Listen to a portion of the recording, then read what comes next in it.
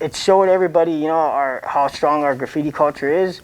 And not only that, you know, like corruption and greed, and you know, with the government and the politicians, and you know, like, you know, how this developer from China like bought this property, and then they just left it undone, and for 5 years no one's done anything about it. Like, I feel like it like we fucking opened up this can that like there's all kinds of issues in there, you know, and we revealed them all. So it's yeah, it's turning into this big bubble that burst.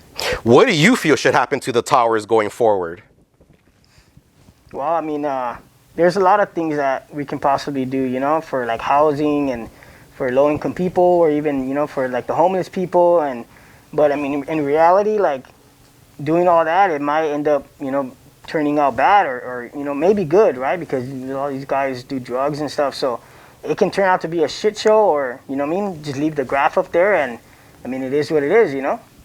It felt like everyone caught a spot up in the towers. Can you name some of your favorite artists that you saw up there? Are there any artists that you enjoy seeing up? I seen Versus caught a walkout. That was pretty dope, you know, to see him up there. That was pretty sick. Sock came back and he did a rappelling, so that was pretty tight, you know, to see him do that. Who else? The homie Ale caught a clean ass spot with the alley view behind. That was pretty sick. And I know the homie Zest caught a spot inside, like through like I think the parking lot area. That was pretty sick. That was a clean dope spot. And the homie Tank too got in there. There's been some debate between which is better, Miami Art Basel or the Oceanwide Towers. Which one was better in your opinion? I mean, they're two totally different kind of spots. I mean, the Miami was, I think it was like 25 stories, something like that. Don't quote me on that, but it was dope. You know, I heard too, like I mean, I wasn't there, but I heard the missions, like the walking area was pretty small, and like to get over or whatever. But the ones in LA was like in a totally different category. You know, like it was literally skyscrapers. You know what I mean? Like 40, 50 feet up, and that shit's never been done before. You know, so I think this puts it in a totally different category. Would you know who was the first one to catch the towers? I don't, but people are kind of saying that there was this guy Sour or something like that, so I'm really not sure. In your opinion, are the towers a historical achievement in graffiti? What are your thoughts about it?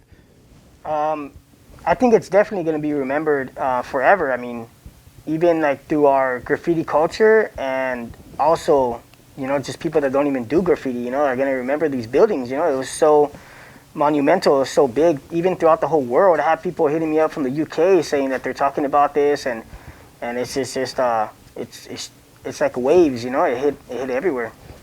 Just today, this very day, down at the Oceanwide Towers, they created giant barriers all around the 3 skyscrapers so no one can get in. Do you think this will stop riders from going up there? Is the spot now burnt, in your opinion? I mean, just like anything else, you know, it might be burnt for a little while, but eventually the shit will dry out and people will be back. Hey man, thank you for sharing your incredible story of the Oceanwide Towers. It's definitely a historical event in our eyes. An event Los Angeles graffiti culture will remember forever. But now, Scheme, I want to start with your early beginnings.